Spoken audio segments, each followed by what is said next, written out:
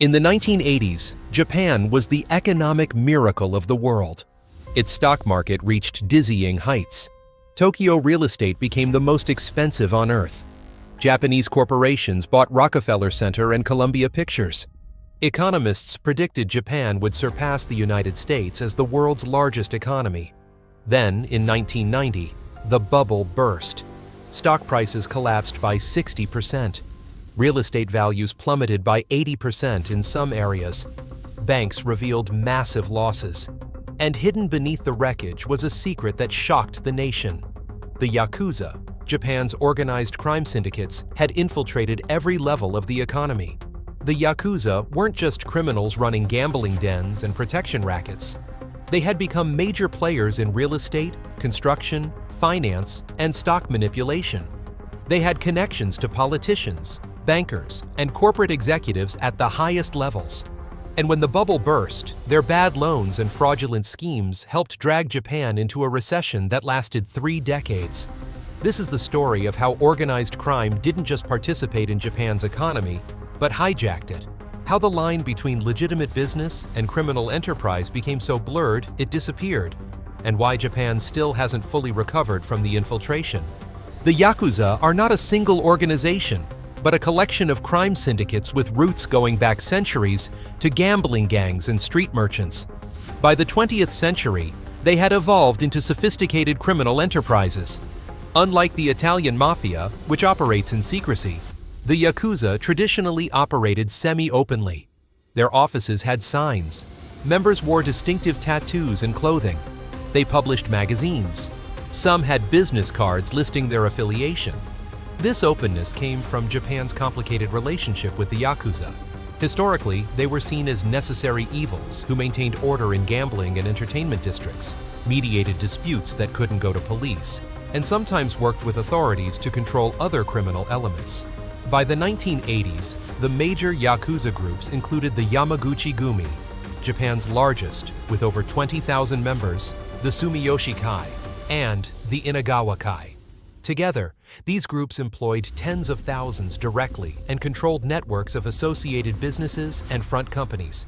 The Yakuza made money through traditional rackets: gambling, prostitution, drug trafficking, and protection money.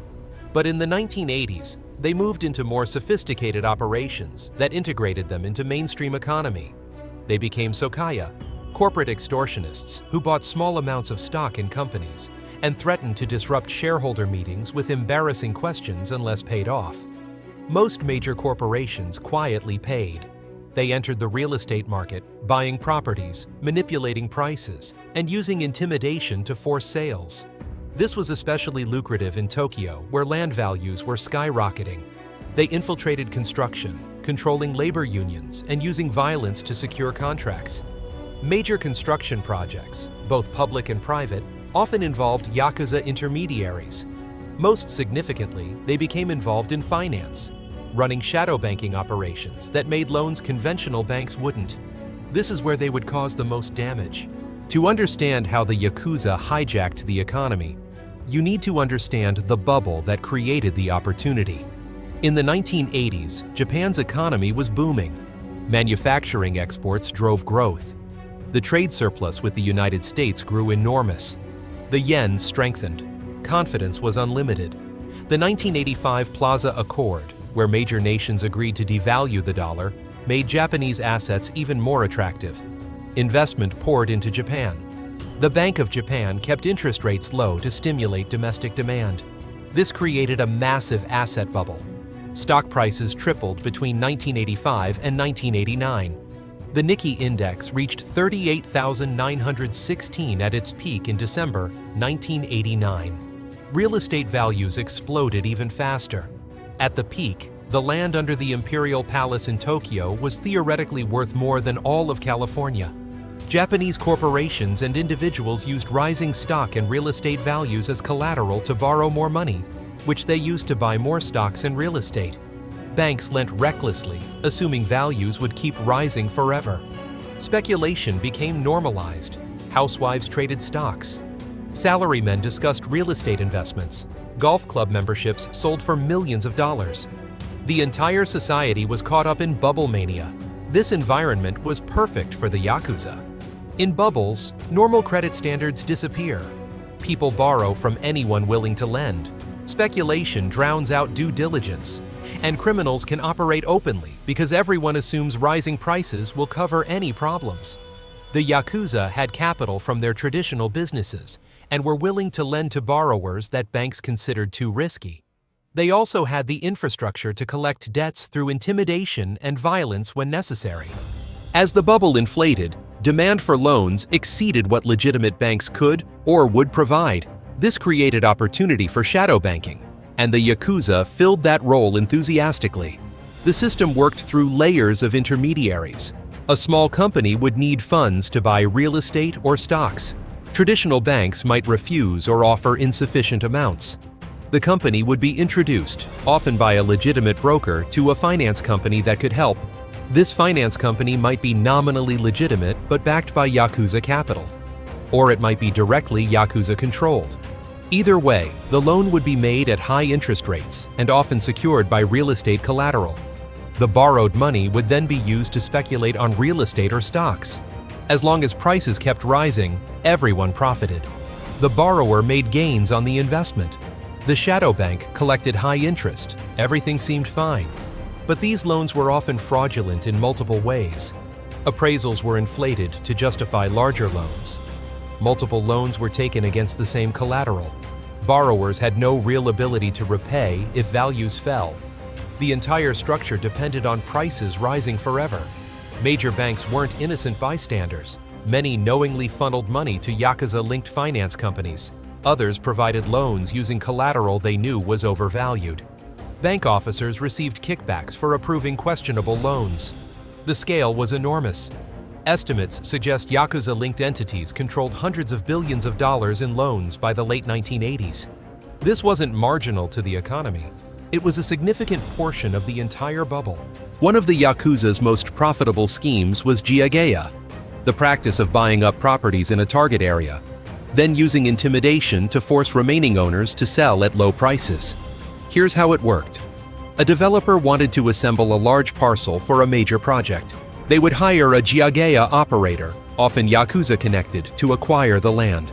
The jiageya would buy some properties legitimately. Then they would pressure remaining owners through harassment, loud construction at all hours, garbage dumping, threatening phone calls, vandalism. If subtle pressure didn't work, violence was an option. Most property owners eventually sold rather than endure the harassment. The jiageya operator would consolidate the land and sell it to the developer at a huge markup. Everyone profited except the coerced sellers. This practice was widespread during the bubble. Major construction projects in Tokyo, Osaka, and other cities often involved jiageya operators. The practice wasn't illegal per se, making it difficult to prosecute.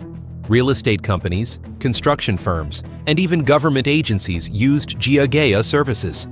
The line between legitimate business practice and organized crime disappeared entirely. The bubble made this profitable beyond imagination. A successful jiageya operation could turn tens of millions into hundreds of millions. The Yakuza accumulated vast real estate holdings across Japan's major cities. When the bubble burst, the Yakuza owned huge amounts of property bought at peak prices with borrowed money. The bad debts from these purchases would cripple banks and contribute to Japan's lost decades. In 1989, the Bank of Japan, alarmed by reckless speculation, began raising interest rates. They also introduced regulations limiting real estate lending. The bubble, which depended on easy credit, started deflating. Stock prices peaked in December 1989 and began falling. Real estate values followed in 1990.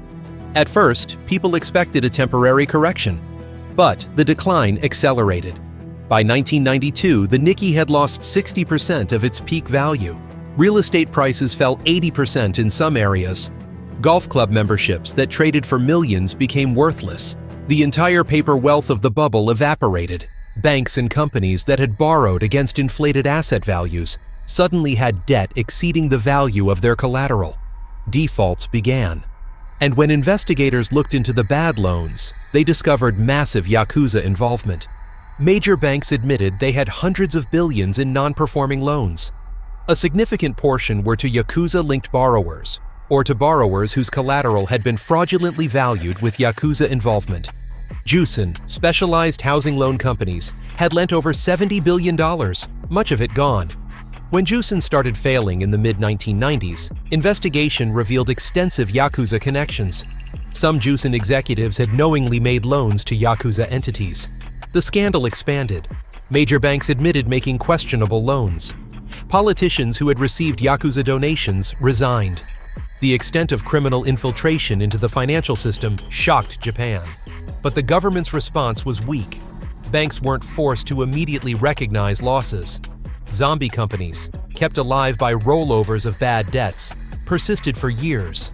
The Yakuza, instead of being prosecuted aggressively, remained powerful. Japan's response to the bubble collapse and Yakuza infiltration was inadequate, and the reasons reveal deep problems in Japanese society. First, fully exposing the extent of Yakuza involvement would have implicated too many powerful people. Politicians had received donations. Business leaders had used Yakuza services. Bank executives had approved questionable loans. A thorough investigation would have destroyed careers across elite circles. Second, Japanese culture emphasizes harmony and avoiding public shame. Exposing the full extent of corruption would embarrass Japan internationally. Better to acknowledge problems vaguely while limiting specific accountability. Third, the Yakuza themselves had leverage. They held information about politicians and businessmen. They could disrupt the economy through violence if pushed too hard. An implicit deal emerged. The Yakuza would face some restrictions, but no existential threat. Fourth, cleaning up the bad loans would have required massive bank failures and government intervention on a scale Japan's political system couldn't handle. Better to extend and pretend, rolling over bad debts and hoping economic growth would eventually solve the problem. The result was decades of stagnation. Banks limped along with bad loans on their books. Zombie companies survived by not paying debts rather than through productivity. Investment and innovation suffered because capital was tied up, servicing old debts rather than funding new enterprises. The Yakuza weren't eliminated but pushed slightly underground. Anti-organized crime laws were passed in 1992, making gang membership legally risky. But the laws had limited effect. The Yakuza adapted, operating through seemingly legitimate companies and maintaining their influence. By choosing not to confront the problem directly, Japan condemned itself to what became known as the Lost Decades, over 20 years of stagnation from which Japan has never fully recovered. The Yakuza's power came not just from violence, but from political connections that protected them and gave them access to lucrative opportunities. Since the 1950s, Yakuza groups had connections to conservative politicians, especially within the Liberal Democratic Party that ruled Japan almost continuously. The relationship was symbiotic. Politicians needed the Yakuza for several things. During elections, Yakuza could mobilize voters, distribute campaign materials, and intimidate opponents. For important events, Yakuza provided security and crowd control. They could also provide intelligence about rivals. The Yakuza needed politicians for protection from prosecution, access to government contracts, and advance warning about police operations. The relationship wasn't advertised, but was known to insiders. Specific examples emerged during scandals. Shin Kanemaru, one of Japan's most powerful politicians in the 1980s, admitted to receiving donations from Yakuza-linked sources. When his home was raided, police found hundreds of millions of yen in cash and gold bars. Kakue Tanaka, prime minister in the 1970s, had documented connections to organized crime figures. His political machine relied partly on Yakuza networks for support. Even after anti-organized crime laws, the connections persisted. In 2011, a scandal revealed that major corporations had paid off Yakuza to prevent disruption at shareholder meetings, and politicians had facilitated these arrangements. The construction industry, heavily influenced by government contracts, was particularly compromised. Public works projects often involved Yakuza-connected firms. Bid rigging was common, with politicians, contractors, and organized crime coordinating to divide projects and inflate costs. This systemic corruption meant that addressing Yakuza infiltration of the economy would require confronting the political establishment itself. Since the establishment controlled the response, thorough cleanup was impossible. Who paid for Mexico's bankruptcy? Ordinary Mexicans, whose wages collapsed by 40 to 50%. Workers who lost jobs as the economy contracted. Students whose schools deteriorated as education budgets were slashed. Patients whose healthcare declined as public health spending was cut. Small Mexican businesses destroyed by high interest rates and recession. Farmers who lost subsidies and couldn't compete with imports. An entire generation whose opportunities were crushed by the lost decade. Indigenous and poor Mexicans suffered most. The wealthy could protect themselves with dollar assets held abroad. The poor and middle class had no such protection. Who profited? International banks that collected years of interest payments before eventually writing down some loans. Citibank, Chase Manhattan, Bank of America earned billions from Mexican debt. IMF bureaucrats whose power and budgets expanded by managing the crisis. The debt crisis made the IMF more powerful and entrenched structural adjustment as policy. Wealthy Mexicans who had moved money offshore before the crisis. They bought back Mexican assets at fire sale prices during privatization, using dollars they had protected abroad. US and European governments that used the crisis to open Mexican markets to their exports and investments. Mexico was forced to liberalize trade, benefiting foreign corporations. The pattern is what always happens. The poor pay, the wealthy profit, and the system that created the crisis gets strengthened rather than reformed. In the 1980s, Japan's economy boomed. Speculation replaced sound investment. Asset prices disconnected from reality. The Yakuza infiltrated finance, real estate, and construction, operating shadow banking systems that made billions in questionable loans. When the bubble burst in 1990, the economy crashed. Bad loans were revealed to have massive Yakuza involvement. But instead of aggressive prosecution and cleanup, Japan chose extend and pretend, rolling over debts and hoping time would solve problems. The result was 3 decades of stagnation. The Yakuza were pushed slightly underground, but not eliminated. Political and business elites who had enabled the infiltration faced limited consequences. And ordinary Japanese paid through lost opportunities and reduced living standards. Now consider modern parallels. Financial bubbles always involve increasing criminal activity because speculation overwhelms due diligence. The 2008 crisis revealed massive fraud in mortgage markets. Cryptocurrency has attracted organized crime involvement. Whenever easy money and lax enforcement combine, criminals infiltrate. The pattern is that societies prefer not to confront corruption too directly because the exposure would implicate too many powerful people. Better to acknowledge problems vaguely while limiting accountability. This protects elites but dooms the broader population to paying the costs. Understand that financial bubbles create opportunities for organized crime. When speculation dominates, normal credit standards disappear, and criminals can operate openly. The Yakuza didn't cause Japan's bubble, but they exploited it systematically, and their involvement made the crash worse. Recognize that the line between legitimate business and organized crime can blur during bubbles. Major banks, corporations, and politicians worked with Yakuza during the 1980s. The integration was so deep that cleaning it up would have required dismantling parts of the establishment. Learn that societies that refuse to confront corruption directly pay long-term costs. Japan's choice to avoid thorough cleanup led to decades of stagnation. Short-term avoidance of pain created long-term suffering.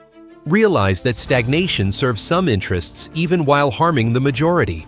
Zombie companies, banks with bad loans, and politicians connected to corruption all benefit from avoiding decisive action. Their influence prevents reforms that would help the broader economy but threaten their positions. In the 1980s, the Yakuza infiltrated every level of Japan's bubble economy. They ran shadow banks making fraudulent loans. They controlled real estate through intimidation. They had connections to politicians and business leaders at the highest levels. When the bubble burst in 1990, the extent of criminal involvement shocked Japan. Hundreds of billions in bad loans traced to Yakuza-linked entities. Major banks admitted reckless lending. The financial system was revealed to be compromised. But Japan chose not to confront the problem directly. Bank failures were avoided. Prosecutions were limited. Political connections were quietly maintained. And the result was 3 decades of economic stagnation, from which Japan has never fully recovered. History doesn't repeat, But if you don't understand it, it will crush you all the same. Japan's lost decades resulted directly from choosing to protect elites rather than clean up corruption. The Yakuza hijacked Japan's economy in the 1980s. Japan's establishment decided not to take it back, and ordinary Japanese have paid the price ever since. If this gave you a new perspective, hit subscribe. History has the answers, and I'll show you where to look.